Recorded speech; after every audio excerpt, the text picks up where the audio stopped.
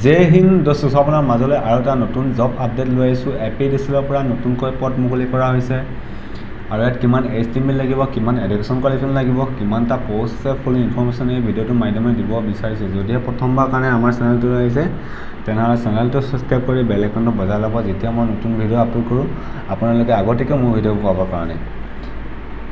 name of the department power department Assam name of post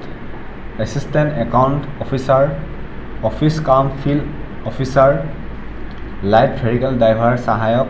আৰু ইয়াত আপোনাৰ টোটেল পোষ্ট আছে 5000 গ্ৰেড 3 গ্ৰেড 4 লেভেলৰ এপ্লিকেশ্যন প্ৰচেছ অনলাইন মাধ্যমে হ'ব এপ্লিকেশ্যন ফিজ আপোনালোকে দিব লাগিব general কাষ্টবিলাকে 297.20 rupees OBC SC ST সকলে দিব লাগিব 197.20 rupees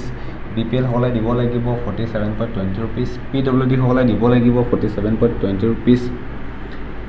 আৰু ইয়াত আপোনালোকৰ এজ লিমিট দিয়া হৈছে 21 বছৰৰ পৰা 38 বছৰলৈ আপোনালোকে এপ্লাই কৰিব পাৰিব লগতে আপোনালোকৰ এজ ৰিলেক্সেশ্যন দিয়া হ'ব SC ST সকলৰ 5 years OBC সকলৰ 3 years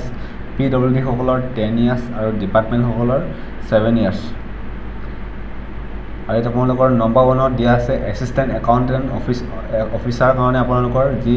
এডুকেশ্যন কোৱালিফিকেশ্যন লাগিব আপোনালোকে গ্ৰেজুৱেট কমপ্লিট কৰিব লাগিব লগতে আপোনালোকৰ 50% মাৰ্ক থাকিব লাগিব আৰু আপোনালোকৰ 3 মাহ কম্পিউটাৰ সাৰ্টিফিকেট লাগিব আৰু এটা আপোনালোকৰ স্যালাৰি পাব 16800 পৰা আপোনালোকে 60500 ভিতৰত আপোনালোকৰ স্যালাৰি পাব লগতে গ্ৰেড পে আছে আপোনাৰ 8700 টকা নম্বৰ 2 দিয়া আছে অফিচ কাম ফিল্ড এছিষ্টেণ্টৰ কাৰণে আপোনালোকৰ হাই সেকেন্ডাৰী পাছ কৰিব লাগিব লগতে আপোনালোকৰ 3 মাহ কম্পিউটাৰ সাৰ্টিফিকেট লাগিব আৰু আপোনালোকৰ স্যালাৰি পাব 16800 পৰা 60500 ভিতৰত আপোনালোকৰ স্যালাৰি হ'ব লগতে আপোনাৰ গ্ৰেড পে আছে 5800 টকা তাৰপিছত আপোনাৰ নম্বৰ 3 আছে আপোনালোকৰ লাইট ভেহিকেল ড্ৰাইভাৰ কাৰণে আছে আৰু এটা আপোনালোকৰ এডুকেশ্যন কোৱালিফিকেশ্যন লাগিব HSLC পাছ লগতে আপোনাৰ 2 years ড্ৰাইভিং লাইসেন্স লাগিব আৰু আপোনালোকৰ ট্ৰাফিক ৰুলছ ৰেগুলেশ্যন আপোনাৰ মানি চলিব লাগিব আৰু এটা আপোনালোকৰ স্যালাৰি পাব 12400 পৰা 47400 ভিতৰত আপোনাৰ গ্ৰেড পে আছে 5500 আৰু আপোনালোকে ডিটেইলছটো চাই ল'ব মই ভিডিঅ'টো ডেছক্ৰিপশ্যনত লিংকটো দি দিম আপোনালোকে গৈ ধুনীয়াকৈ